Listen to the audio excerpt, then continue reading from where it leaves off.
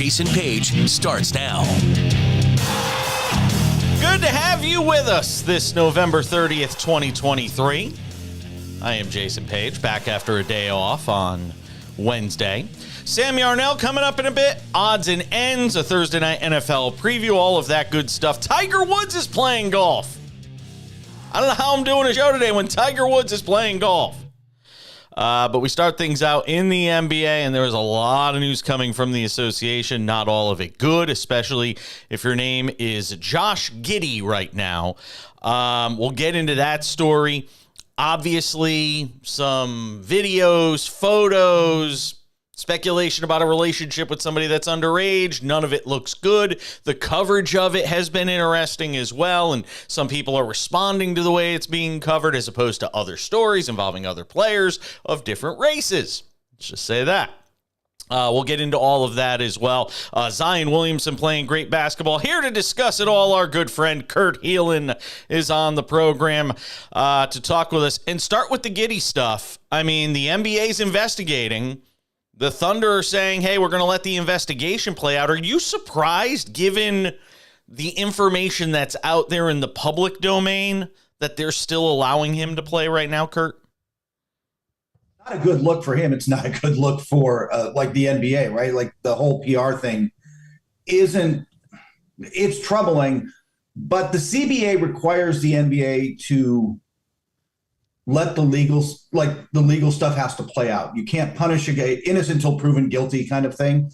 It is why you've got Miles playing down in Miles Bridges playing for the Hornets right now when he absolutely should not be. Giddey probably should be sat down. What's weird about this situation and writing about it is that unlike some other situations that have come up right now,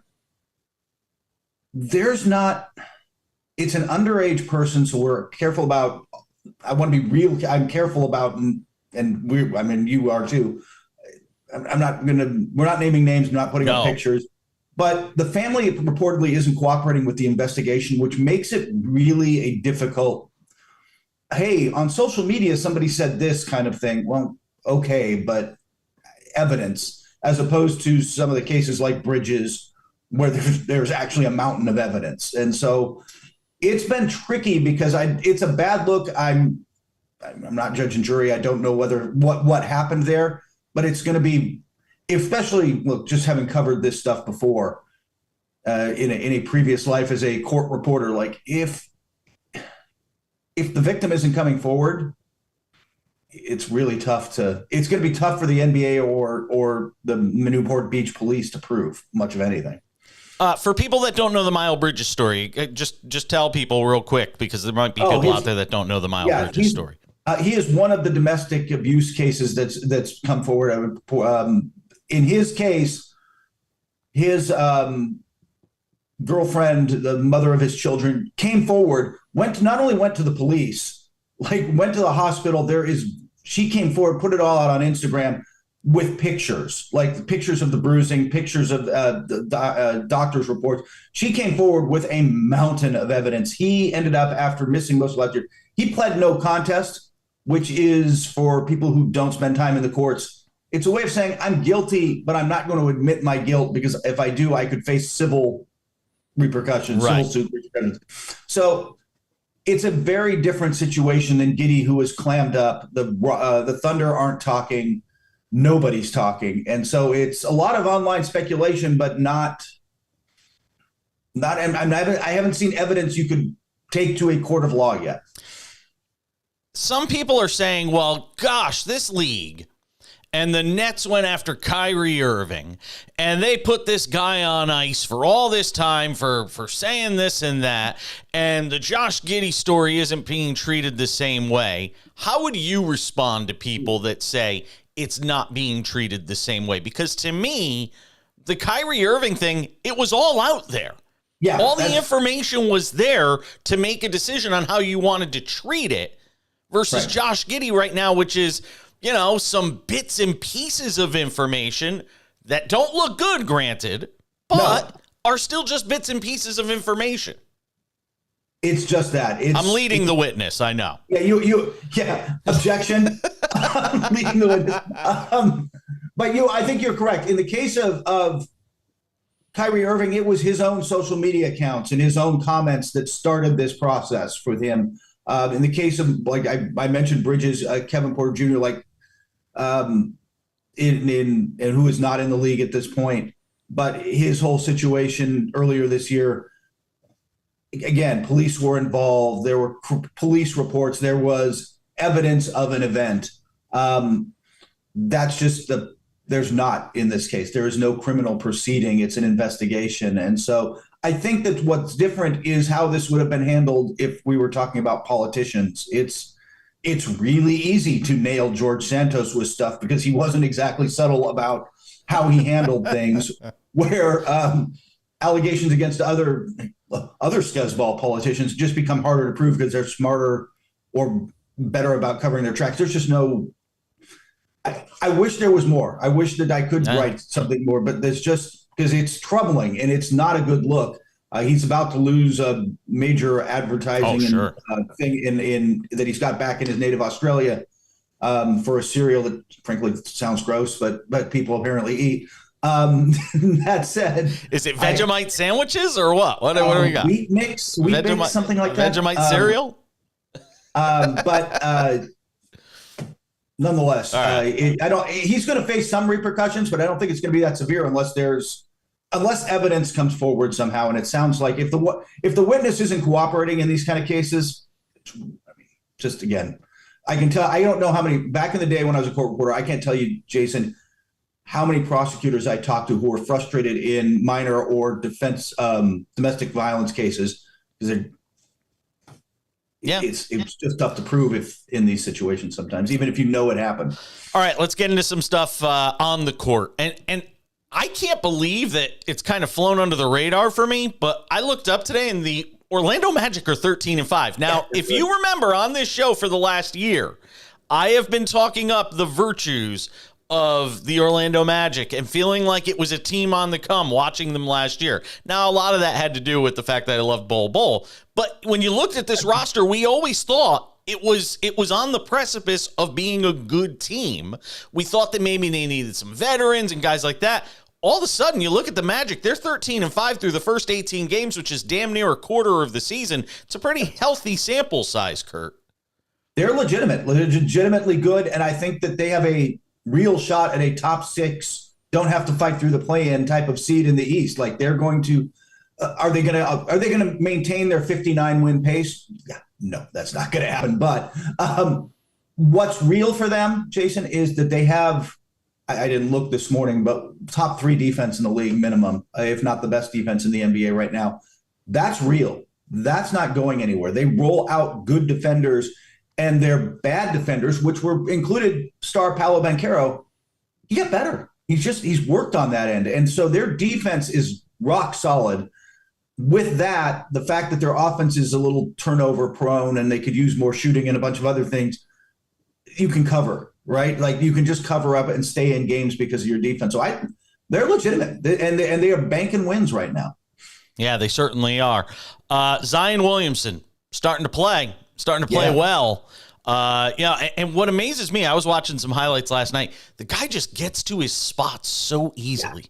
Whether it's with the basketball in his hand or with or without the ball, he just finds his spots on the floor, doing some things on the offensive glass as well. Look, when he's healthy, this is why we love to see him on the floor. And he didn't look to start the season explosive like he used to. I'm not sure eye test wise he's as explosive as he was when a couple of years ago or back at Duke when, he was breaking shoes. But he's played in 15 of 19 games or whatever they're at now. He's played in the majority of their games. He stayed healthy. He's buying into the health routine, which is something that comes with maturity in his case, I think. Even if he's lost a little of that explosiveness, you mentioned it, he is so physically strong. You can't stop him from just bowling through. He was. It still feels like shooting. To me, Kurt. It still feels like to me. You're saying he looks like he's lost a little. Maybe he has.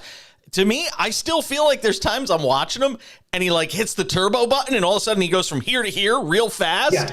And it's that move that you're just like. It almost looks like a video game move. It's that good. Yeah, and he didn't have that early in the season, and it's shown the last couple of weeks, give or take. Like you've started to see that level there, and like he was 11 of 12 shooting for 33 points last night. 10 of those shots were he was 10 of 10 in the restricted area. He's going to get to the basket. He's going to score there. You're not strong enough to stop him, or unless you just hack him so bad that you're sending him to the line. If he can keep that, I mean, I fully believe that that's his game, that he can absolutely keep that up for an extended period of time. And now they get CJ McCollum back and guys start figuring out how to play off that. I don't know if he can ultimately play with Brandon Ingram long-term, but you get CJ McCollum back. Eventually they miss Trey Murphy, something fierce, like just shooting and defense. They get him back, and suddenly a team that kind of started out is, I don't want to say a threat, but like they're a team that could get healthy and get right and start to be a problem in the West. We're another week or so into the Harden Clippers experience. Are you feeling any better? They've been able to put together some wins. How do you feel now versus a week or so ago? I know that they won last night, but I was there Monday night. Was it Monday night? Tuesday night? Whatever night that Monday night they got destroyed at home, and all the warts came out. And I just still think some of that's there. They're working through it, but and that was a nice win in Sacramento. And they I guess it was against Denver when they were against a Nuggets team without Jokic, without Murray, and still just kind of got handled. I still think push comes to shove, I'm not sold. They're better. They're starting to figure it out. Westbrook made the sacrifice, went to the bench, and they look a lot better with Terrence Mann in the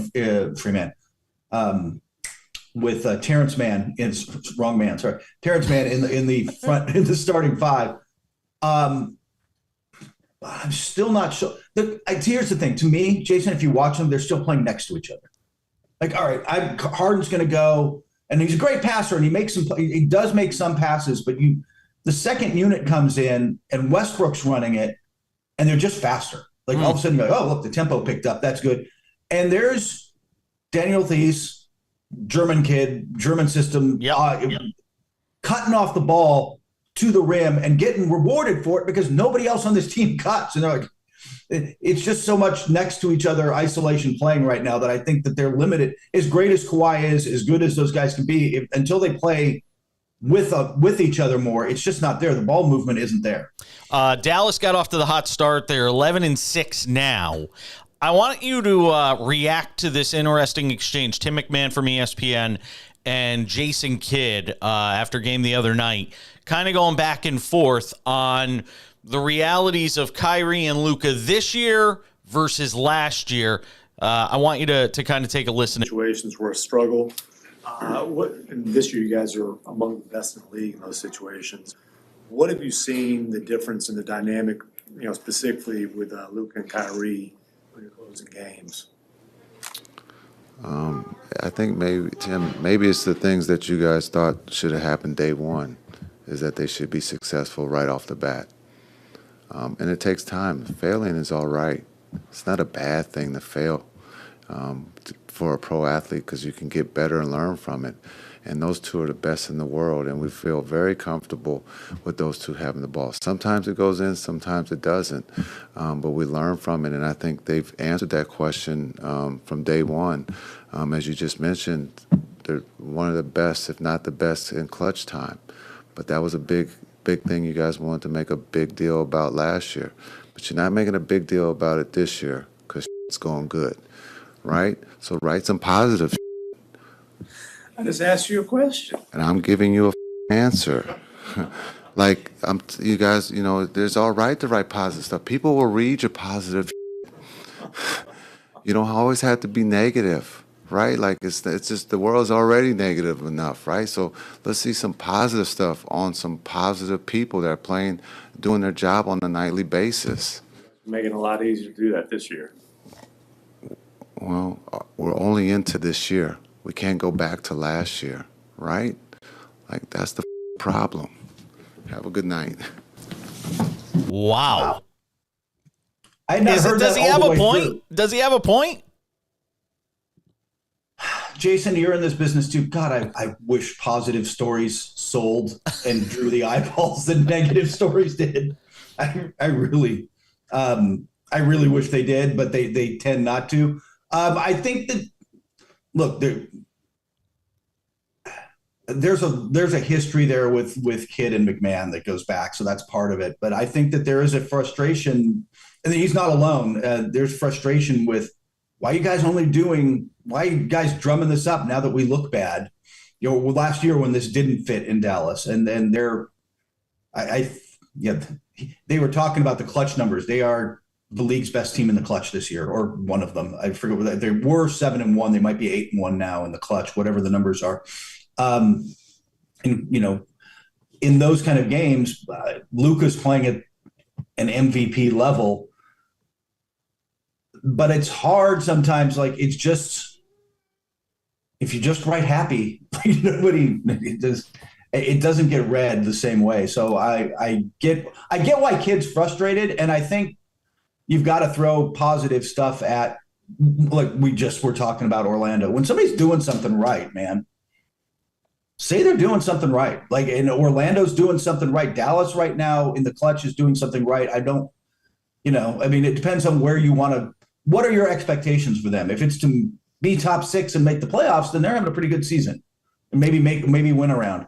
If your expectations are higher, yeah. And Kurt, they're still not good. They're still a disaster defensively. They're giving up 118 points a game. I mean, come on. Yeah, and I was talking with somebody this morning, and they're like, playoff chances for them. I'm like, I love Derek Lively, but if you're starting a rookie at center in the playoffs and saying, hey, he's going to anchor us, no, he's not. No, it just takes too long to learn how to. You have to learn how to do that. This team's going to have to learn. They're going to be dangerous in the playoffs with Luka and Kyrie in close games late. Like they're going to be dangerous in the playoffs, but I can't see them really being a threat just because there's not enough shooting. There's not enough defense. The defense will catch them. But much like Sacramento last year. Great story. So much fun. We knew where it was headed. Kurt Helin, Pro Basketball Talk at NBCSports.com. He does a terrific job over there. Check out his work. Kurt, always appreciate it, my friend. Be well. Take care. Sammy Arnell joins us on the other side. The Sports Wrap just getting started on this Thursday.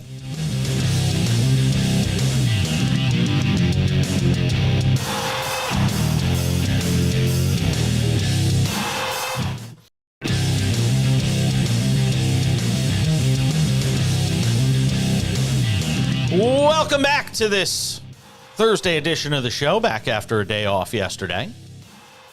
Thank you to Kurt Helin for hanging out with us. Pro Basketball Talk at NBCSports.com is his jam. Check out his work there. Odds and ends, we'll get into Tiger Woods. Coming up in about 15, we'll get into the Thursday night football game. Actually, a pretty good one tonight, Seahawks and Cowboys. It's an important game for both teams. Sammy Arnell and I will discuss that. Speaking of Sammy Arnell, there he is in his jailhouse stripes, hanging out with us today. Is that your jailhouse outfit? Are you going to the Popo? No, normally I go with I'll expose my own closet here. I have this same shirt in navy and pink, and normally I wear the pink on Wednesday. Just you know, as the old movie adage says, on Wednesdays we wear pink. But I'm just exposed myself left and right on the program. Pink shirt wasn't clean today. Had to rock the blue. So we went with the blue today. Blue stripes instead of the pink. That was the outfit decision. And then the hat, because just wasn't a great hair day at the office. All right. Fair enough. I just wish I had hair.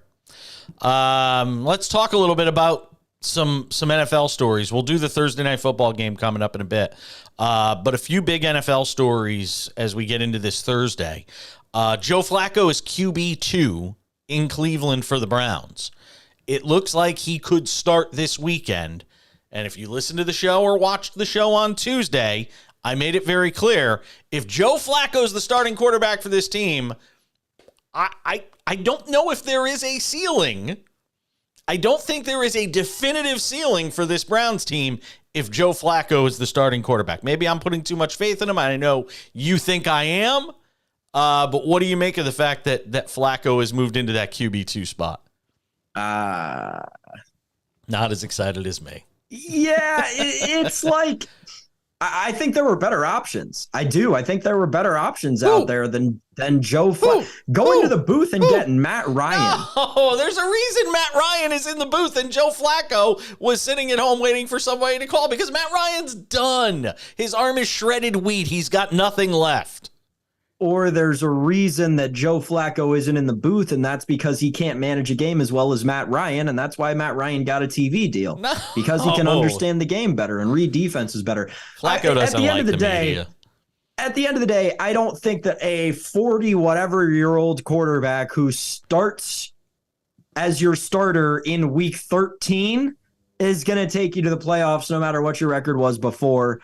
And yeah, this is not going to go well for Cleveland. There's no way this goes well for the Browns. I just don't see it happening. I disagree. Cleveland plus 6,000, by the way, to win the Super Bowl right now. Yeah, rightfully so. Plus 6,000 to win the Super Bowl, plus 2,400 to come out of the AFC. Interesting. Plus 550 to win the AFC North, along with the Steelers. The Ravens at minus 300. What are they, a game behind the Ravens? 2 games? What are they, 2 back? Are they 2 back? Two back, I believe. Right. I don't have the standings immediately in front of me. I'll pull them up. But yeah, I got them in front of me here. It's, let's see. They are set. No, they're a game back. They're 7-4. Baltimore's 9-3. Plus 550 on the Browns. Not a terrible proposition. No, we've seen what happens to the Ravens late in the season. I don't know. Cleveland has the Rams, Jaguars, Bears over the next 3. Those 3 winnable games. Ravens have the tiebreaker over the Browns. Yeah. That's why their number's so high.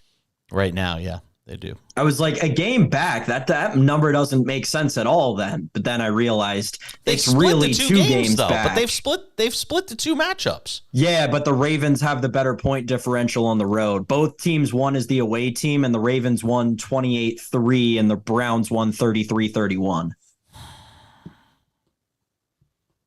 I wouldn't count. It's not $10. You think the Browns finish a whole game better than the Baltimore Ravens, who the only hard team that the Ravens really still have to play is the 49ers? That's the only Ravens hard remaining game the Ravens have Ravens left. remaining schedule: Rams, Jaguars. That's in Duval. At the Niners.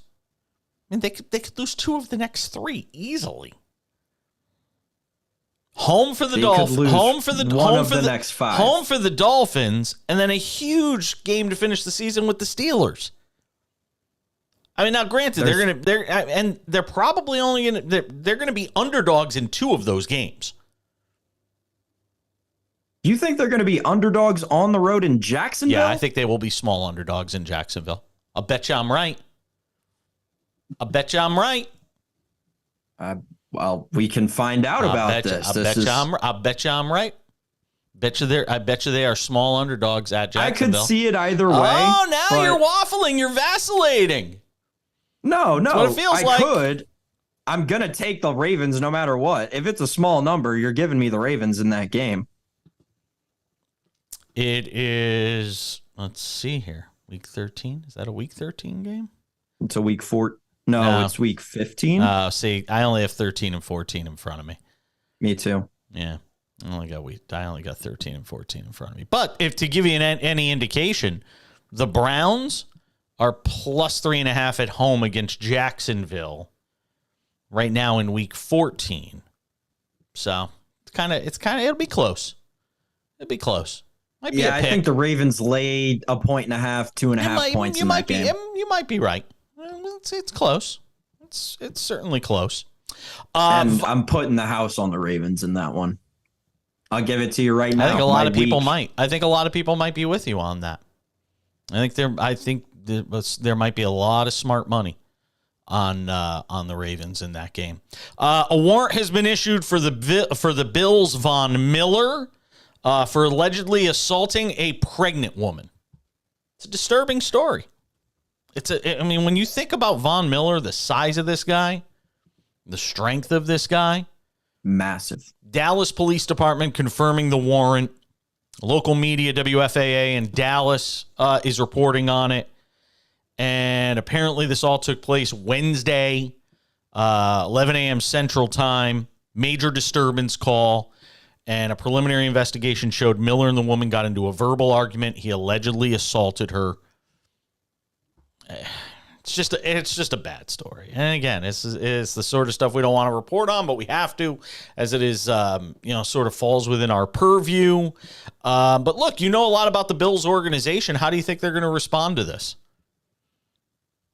Von Miller should, whether it's the Bills, the NFL, the justice system, Von Miller should never play in another down of football in an NFL uniform.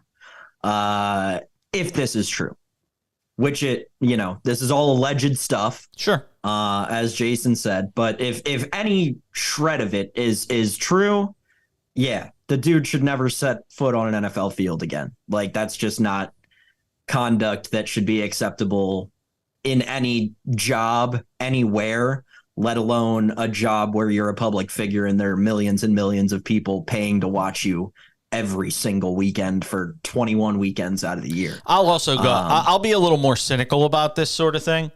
He's 34 years old. He's on the back nine of his career. And now you add this on top of it. It just provides all the ammunition in the world for nobody to ever really give him an opportunity to play again. So regardless of how the whole justice system handles it and how it turns out. I mean, Ray Rice was basically barely on the other side of 30. We know about what happened with him, and nobody ever put him on a football field again. It's kind of all you need to know, isn't it? So I mean, if it's true, it's good riddance to Von Miller.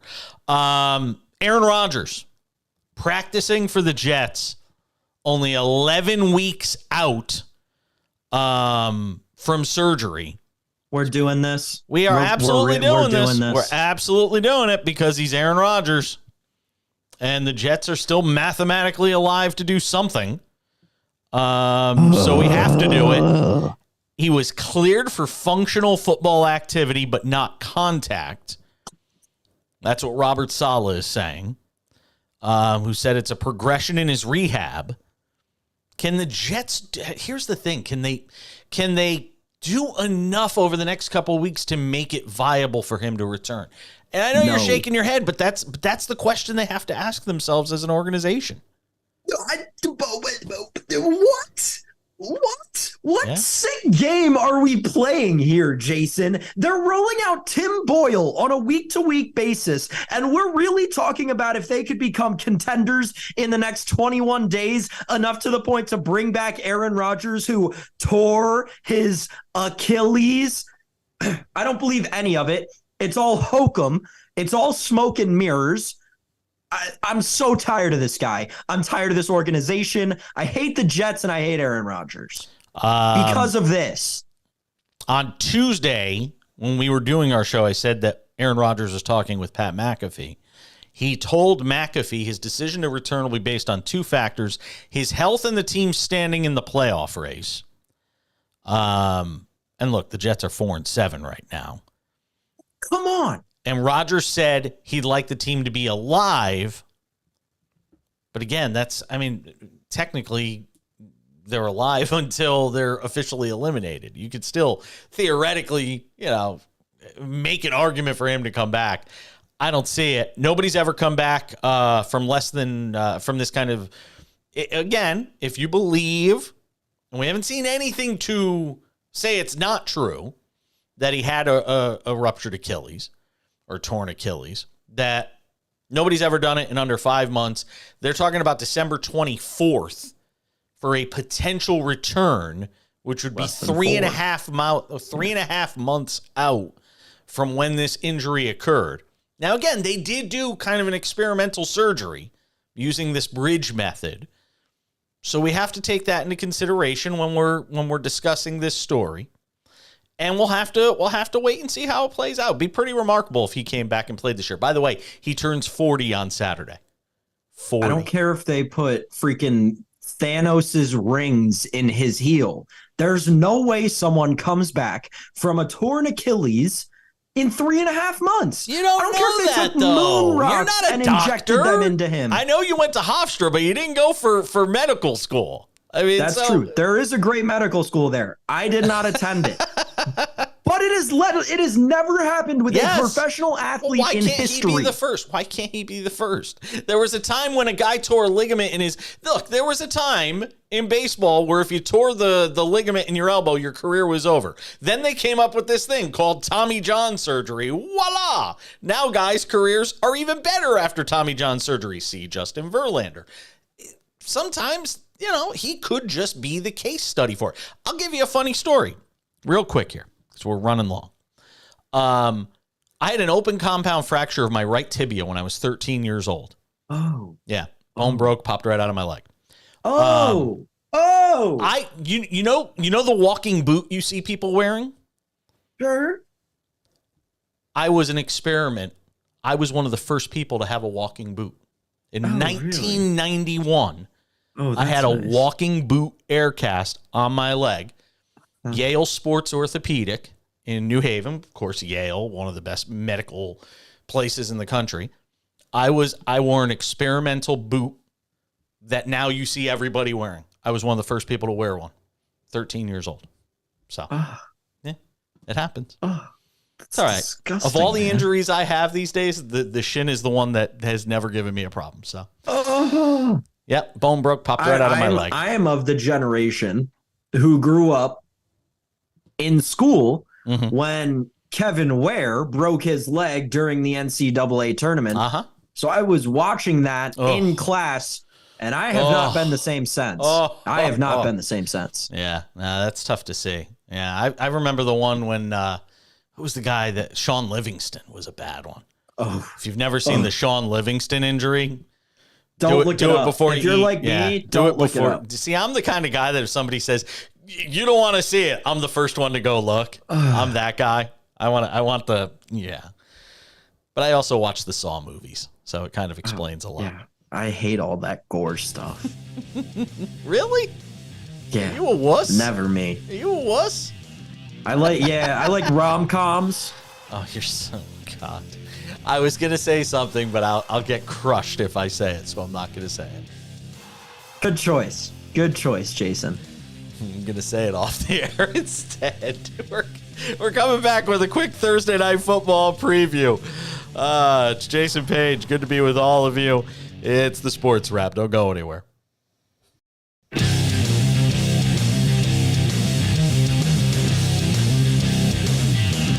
Good to have you with us on this Thursday. Odds and ends coming up in a few minutes. Tiger Woods is playing golf. Few things make me happier. Can lock myself in the studio all day and just watch Tiger Woods. Sam Yarnell hanging out with us as he does each and every day. Thursday night football, Sam. By the way, what are the odds? Is there any odds out there on Tiger and how he's going to do in this event? I gotta look. Yep, give me a sec. I'm pulling it up here. Tiger right now to win the Hero World Challenge, 60-1. Wow, how would you not take that? No. 60-1. I'll send you $10 right now. I'm not putting real American money on Charlie Woods' dad to win a tournament. I will send you $10 right now. No. Come on. The bookie that is Sam Yarnell is not accepting that bet. Come on. $10? Tiger Woods at 60-1? Already one under on his round? How are you not doing that? Tiger Woods to be your first round leader, also 60-1. Oh my God. Here he is putting right now. Oh God. How did he miss that? It was so short. He's 2 back of the lead? No, 3 back of the lead now. 3 now. I think he just bogeyed. He just missed a short par. And this is a big tournament. You're looking at guys. You got. It's an all-star field. Yeah. Oh no. Yeah, he's even. So he's got 2 birdies, 2 bogeys on his round. Look out. Here comes. I would go Max Homa, Jordan Spieth right now. Those guys have come out of the gate hot. If I'm going first round winner, Max Homa, Jordan Spieth, live number when we're recording this, plus 250, plus 330. Watch Matt Fitzpatrick. -3. 4-1. Yeah. First round leader. All right. We got a Thursday night football game, and it feels like for a change, we actually have a good Thursday night football game. Come on. Seattle and Dallas? Jason. 24 hours Three ago, times? I was on this program calling the Seahawks a pretender. I believe you called them a pretender as well. Yes. Talking about how I'm tired of watching Geno Smith start real NFL games. We're going to find out if we're right. This is a huge game for both of these teams. If you're Dallas and you want to be taken seriously, this is a game you have to win at home. And if you're Seattle and you still want to be in the conversation as a wild card team, it's a game you got to have. There should be some desperation out there tonight for both these teams, especially for Dallas. If you have any thought of still catching Philadelphia in the NFC East, you cannot lose this game. Yes. I don't think they have a chance especially like Philadelphia. We might just give Philadelphia the 1 seed in the NFC right now. I know they're in the middle of their gauntlet, and it's going to be tough for them over. I think they're halfway through, or maybe they're 2/5 of the way through. So I think they've got 2 or 3 more weeks of just hellish games. But Philadelphia, man, they can win. They can win games, and they can force other teams to lose games, which I know does not sound like it makes a ton of sense, but they're really good at doing it, and I think they're going to do it when they play the Cowboys, and I think they're going to do it on their way to the number 1 seed in the NFC. Jason. I'm going to tell you something. Seattle tonight, the Seahawks tonight are plus 8.5. There's plus some nines 360 you can on get some nines. Plus price shop. We always advise you to do so. 8.5 on FanDuel Sportsbook, the unofficial sportsbook of the Sports Wrap with Jason Page. Unofficial because they don't pay us. We're hoping that's going to change though in January. No free ads. No free ads. Seattle is plus 8.5. 47.5 is the total. I'm going to tell you something. I think I'm going to take Seattle. I know it runs totally antithetical, contradictory to everything we just said on Tuesday. But this is a huge game for them. And I think you're going to see more desperation from Pete Carroll's team. And I think the Cowboys kind of play down a little bit tonight. This is one of those games I could see the Cowboys losing tonight. And I know they've been good at home. This is one of those games I could see them losing tonight. You touched on it there. 3 words I use whenever betting on this team. Cowboys at home. Mm-hmm. You don't bet against the stars in Jerry World. That's all I know. So I'm taking the Cowboys. Like them at -9. Really? Love them at -8.5. Give me both of them. Might even alt it over -11. I could go. You could sell me that far down the river. Wow. In terms of the total, I don't really know. I could see this being a high or low scoring game. I lean to the over strictly because I'm leaning Dallas minus the 9 or minus the 8.5, depending on where you're doing your betting. Primetime unders. Exactly. Like, there's a very realistic chance in my mind this game ends 28-3. Like, I really think it turns into a trouncing. I also look for Dak Prescott to go over his passing prop of 280.5. 280.5 is a lot. It is. It's a lot, but I think that the Seattle secondary is a little susceptible right now. Yeah, they like to play it safe, though. If they play it safe with Dak, I could see that number coming in under 280.5. And I think to the other side, I like Geno over 227.5. I was actually going to lay the lumber on Geno to throw an interception at -162, but it's a lot of juice on that. That's not a bad bet. It's not. The Cowboys secondary has been good even without Trayvon Diggs. And he's made some bad decisions. I've been saying this for over a month now, watching his decision making, and he's gotten away with some bad decisions that should be picks. I think Geno to throw a pick is a good bet tonight. I may, and I do too. It's just tough for me to lay over 1.5 units to get a unit back. I may throw a shekel here or there on Cowboys defense anytime touchdown, because realistically, I think there's a chance if Geno does throw a pick, it's somewhere in the 30 to 40 yard line, and you've got some athletic corners and members of the secondary on that Dallas side that could run it back. All right. Sam Yarnell, ladies and gentlemen.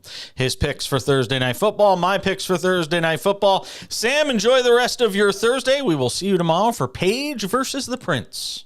I'm coming with the winners tomorrow, Jason. No more Sam 2-2 Yarnell. All right. Sam Yarnell, ladies and gentlemen. Stick around. We're coming back. A lot more to do on the show. Odds and ends, including Tiger Woods, who we were just talking about. I will pay some homage to Tiger. And I got to say something about Deadspin and Carron Phillips. We'll get to that next. I'm Jason Page. Good to have you with us on the Sports Wrap on this Thursday.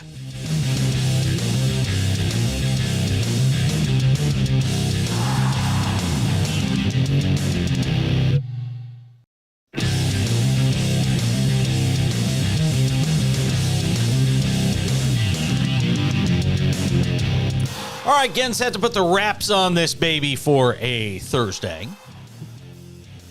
Don't forget, tomorrow, Paige versus the Prince, Week 13 NFL picks. See how we fare. If you have not subscribed to the podcast, make sure to do so. The vodcast, it's all available on Spotify and whatever podcasting places you get the audio version of the show. We're on all the different podcasting platforms, iHeartRadio, Apple Podcasts, Google Play, all of those places. But if you want to watch the show, you could actually watch the show daily, thanks to our friends over on Spotify as well. Watch it there, listen to it there, whatever is easiest for you. All right, before we say goodbye, some odds and ends to finish out the show. A couple things I want to get to. One, I guess it's the good and the ugly. This Carron Phillips thing that's going on. If you don't know the story, Carron Phillips is a writer for Deadspin. It's been there for a while. Covers sports. But, and again, take this for what it is. It comes from a white guy. White privilege comes into this conversation all the time when we start to talk about these things. But there is a distinct way in which Carron Phillips covers sports, and most of it is through the prism of race. It's how he chooses to do his work. Deadspin has chosen to publish his work that way, and they've seemed very comfortable with the way he covers sports at the intersection of race. The problem with that approach is, if you don't have incredible oversight over what somebody is writing, enormous editorial work that goes into what somebody is writing for your publication, you could run into the problem that Deadspin is running into right now. And that is this. Over the weekend, at the Chiefs game, there was a young Chiefs fan, 9, 10 years old, something to that effect, who was wearing face paint. Red on one side, black on the other. And maybe it was, the reason doesn't really matter. It was a Chiefs fan, I believe. And he is somebody that actually comes from tribal descent.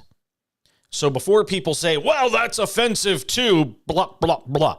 He comes from Native American descent. Carron Phillips put out a piece basically chastising the fact that he thought the boy was wearing blackface. And that the NFL should come out and speak out against this kid who's wearing blackface. This is terrible. Until we realized the other half of his face was red. And that this young man wasn't wearing blackface. He was wearing basically tribal colors. And that there was nothing nefarious meant by this at all. And when you do things like this, you open yourself up to the possibility of major lawsuits. I mean, if this kid's family opts to go the route of suing Deadspin, they could put Deadspin out of business. So it's not just Carron Phillips did this and it could potentially be catastrophic for his career. Although I don't know if anybody's career is dealt a catastrophic blow these days. If you see the people who remain on the air these days, despite some of the things they say and do, which is another topic for another time. But Carron Phillips has not just put his own career in jeopardy or his own professional credibility in jeopardy. He's put the livelihoods of everybody associated with Deadspin in jeopardy. You see, it's not just him. And it's not just this young man forget young man, strike that, this boy who he chastised. It's the fallout from all of that.